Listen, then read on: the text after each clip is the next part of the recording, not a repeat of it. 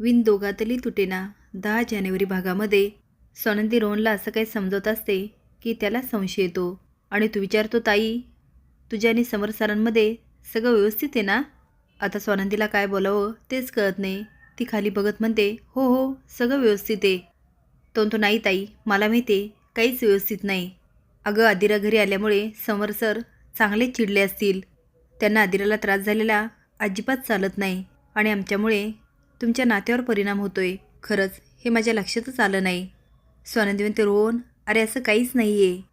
तो म्हणतो, ताई मला माहिती आहे तुला किती त्रास झाला ना तरी तू कुणाला सांगणार नाही आणि गुपचूप सगळा सहन करत राहणार.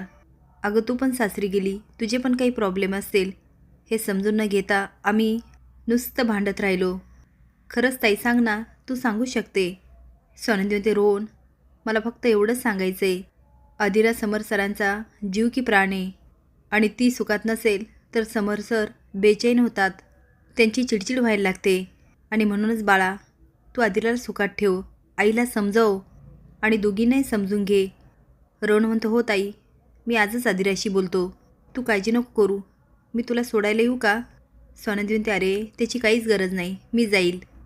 ती घरी येते तेव्हा सगळे मलिकाच्या अवतीभोवती असतात. स्वानंदी जाते आणि म्हणते, तुम्हाला आता बरं वाटतंय ना? पहिलेचं समरच्या चेहऱ्यावर स्माईल असतं, पण स्वानंदीला बघितल्यानंतर त्याला खूप राग येतो. मलिका स्वानंदीला म्हणते, मी बरी आहे आता, तू काळजी नको करू. स्वानंदी म्हणते, तुम्हाला काही लागलं ना? तेवढंच समर म्हणतो, ते आम्ही बघू. तुम्ही आत्तापर्यंत जेवढं केलं ना तेवढं खूप आहे. समर स्वानंदीमध्ये एवढी मोठी दरार बघून मलिका अर्पिताला खूप आनंद होतो. मलिका अर्पिताला म्हणते, बरोबर काडी टाकली आहे. आता ही आग अशीच धगधगती राहिली पाहिजे आणि याला हवा घालायचं काम आपण करायचं. ह्या दोघांना कधी एकत्रच येऊ द्यायचं नाही. एकदा की हे दोघांचा आणि अर्पिता रोहनचा डिवोर्स झाला की संपलं आपलं काम. अंशवंत मॉम, तुला जसं वाटतं ना तेवढी स्वानंदी साधी नाही आहे. अगं ती आज हॉस्पिटलमध्ये आली होती. समर दादाने बघू नये म्हणून मी तिला हाकलण्याचा खूप प्रयत्न केला, पण ती जायलाच तयार नाही. शेवटी मी सिक्युरिटी बोलवली आणि त्यांना हात जोडले. तेव्हा कुठे ही स्वानंदी गेली. समर दादाने बघितलं असतं ना तो पुन्हा इमोशनल झाला असता आणि तिला माफ केलं असतं. मलिका म्हणते, नाही नाही हे आपल्याला कधीच घडू द्यायचं नाही. रात्री रूममध्ये समर उशी घेतो आणि जायला लागतो. तेवढे स्वानंदी म्हणते, मला बोलायचं आहे तुमच्याशी. तो आता मोठ्याने ओरडतो, काय ऐकून घ्यायचं आहे तुमचं? तुमची काय जबाबदारी आहे? तुमच्यावर विश्वास ठेवा असं तुम्ही आजपर्यंत काय केलं आहे? स्वानंदी घाबरलेले बघून समरचा आवाज कमी होतो. चुकून माझ्या तोंडून तुमच्याबद्दल एखादा अपशब्द बाहेर पडेल आणि ते मला करायचं नाही, त्यामुळे प्लीज माझ्याशी बोलायचा प्रयत्न करू नका. आता मात्र स्वानंदीला खूप रडायला येतं. ती म्हणते, सगळं अजूनच बिघडत चाललं आहे. आता हे सगळं कसं निस्तरू तेच कळत नाही. पण आजीचा मात्र कुठेतरी स्वानंदीवर विश्वास असतो.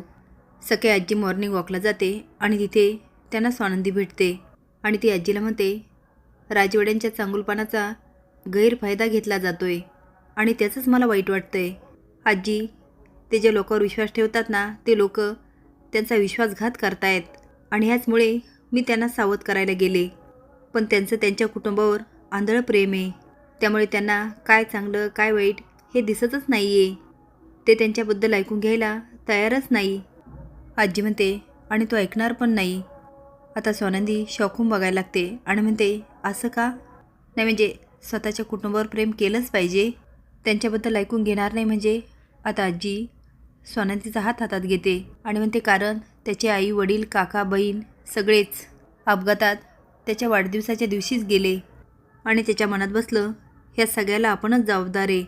आता स्वानंदीला आठवतं त्यांची पहिली रात्र असते, पण समर मात्र बेडशीट उधळून सगळे फुलंच उधळून टाकतो. स्वानंदी आजीला म्हणते, त्यांच्या विक्षिप्त वागण्यामागे एक लहान मूल दडले हे आता कळलं आहे मला.